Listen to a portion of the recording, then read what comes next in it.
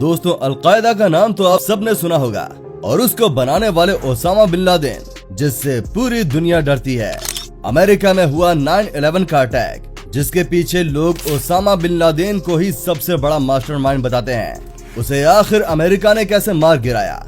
Osama bin Laden, जिसने न जाने कितने देशों को शमशान घाट में बदल दिया, जिसका खौफ सभी देशों के नागरिकों के अंदर घर कर गया था, उसे मारने की जिम्मेदारी अमेरिका ने ली।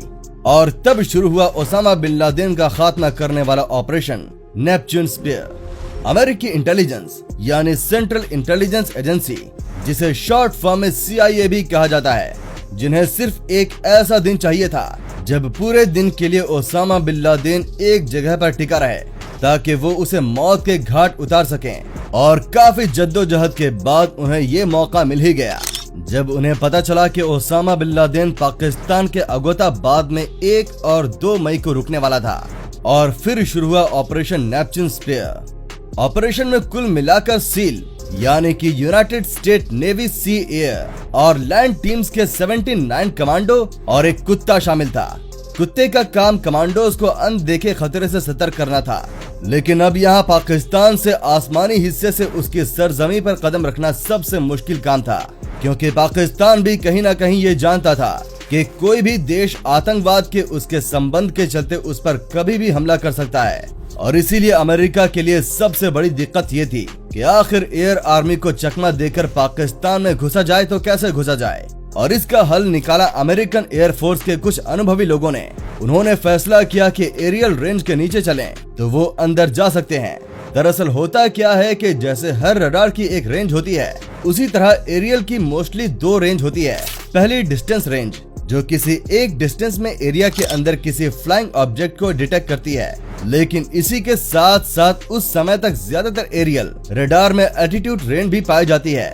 ये एल्टीट्यूड रेंज बेसिकली एक सीमित ऊंचाई में उड़ रहे किसी भी फ्लाइंग ऑब्जेक्ट को ही डिटेक्ट करती है, जिसका मतलब कि अगर रडार को डिटेक्शन क्राइटेरिया के अंदर किसी फ्लाइंग ऑब्जेक्ट को कंसीडर करना होता था, तो उस फ्लाइंग ऑब्जेक्ट को न सिर्फ रडार के एक सीमित दूरी पर आना पड़ता था, बल्कि उसे एक निश्चित डिटेक्टेबल एटीट्यूड पर भी उड़ना पड़ता था। और इस फंक्शन से ही किसी एयरक्राफ्ट बाकी के ऑब्जेक्ट में डिफरेंस पता चल पाता था। वैसे तो ये एक ऐसी एल्टीट्यूड हुआ करती थी जिसके नीचे एयरक्राफ्ट को उड़ाना किसी बड़े खतरे से कम नहीं था, लेकिन बिन लादेन को मारने के लिए अमेरिका ये खतरा उठाने को भी तैयार था। इसके अलावा रडार से बचने के लिए सतर्कता और बढ़ाने की वजह से उन्होंने हेलीकॉप्टर को पहाड़ी रास्तों से उड़वाया, जिस इलाके से कोई घुसपैठियों के आने की उम्मीद भी नहीं कर सकता था। हालांकि इतने जोखिम उठाने के बाद कुछ न कुछ तो होना लाजिम था, जिस वजह से एक हेलीकॉप्टर कुछ देर के लिए अनस्टेबल हो गया, जिसके परिणाम स्वरूप उसमें से एक की सॉफ्ट क्रैश लैंडिंग हुई।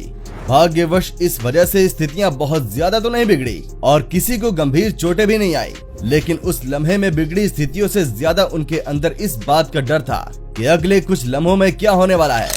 सील के जवान नाइट गॉगल्स और असॉल्ट राइफल्स हाथ में लिए आगे बढ़ते गए और कुछ खबरों के हिसाब से उन्हें घर के बाहर 3 आतंकवादी मिले, जिन्हें उन्हें देखते ही मार गिराया, जिन्होंने आसपास की बिजली काट दी, जिसकी वजह से आतंकवादियों का देखना मुश्किल हो गया। इसी के चलते अमेरिकन आर्मी एक एक कर सभी आतंकवादियों को मारती गई। लादेन के घर या यूं कहें गेस्ट हाउस के अंदर घुसते ही उसे पहली मंजिल पर उसे 2 लोग मिले थे, तो वहीं दूसरी मंजिल पर संख्या इतनी ज्यादा थी कि उसने गिना ही नहीं। और दूसरे मंजिल के आतंकवादियों को मारने के बाद आर्मी तीसरी मंजिल पर, जहां बिन लादेन अपने परिवार और कुछ आतंकवादियों के साथ मौजूद था, लेकिन वो आतंकवादी बस किसी भी तरह से ओसामा बिन लादेन को बचाना चाहते थे और इसीलिए उन लोगों ने अपना सब कुछ न्यौछावर करने के लिए आगे बढ़ चढ़कर कमांडोज पर निशाना साधा। लेकिन अमेरिकन कमांडोज हर उस परिस्थिति के लिए तैयार थे और इसीलिए उसमें से किसी को भी गंभीरता से चोटें नहीं आई। और फिर आर्मी पहुंची ओसामा बिन लादेन के कमरे में और बिना देरी के 3 गोलियां उसके सिर में उतारते हुए उसे वहीं ढेर कर दिया। साथ ही जो भी उस कमरे में दिखा सबको आर्मी ने मार गिराया। फिर खबर आई नेपच्यून स्पीयर ऑपरेशन पूरा हो चुका है। 40 मिनट के अंतराल में अमेरिकन आर्मी ने सभी आतंकवादियों समेत ओसामा बिन लादेन को मार गिराया।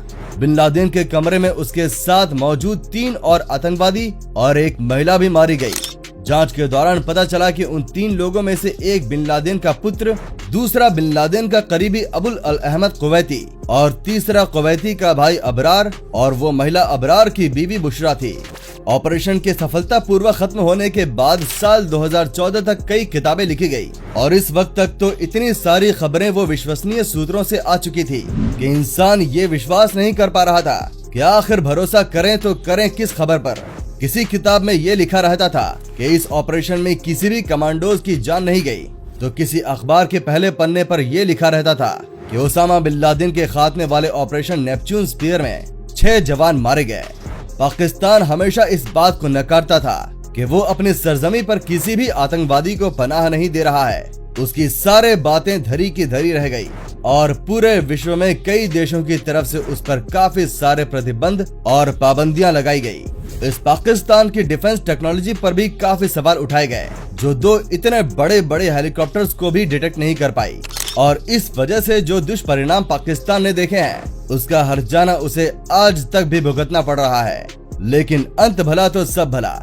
ऐसा ही कुछ हुआ आतंकवाद के साथ। बिन लादेन की मौत के बाद आतंकवादी घटनाएं कम हो गई और धीरे धीरे सबने ओसामा बिन लादेन को भुला दिया।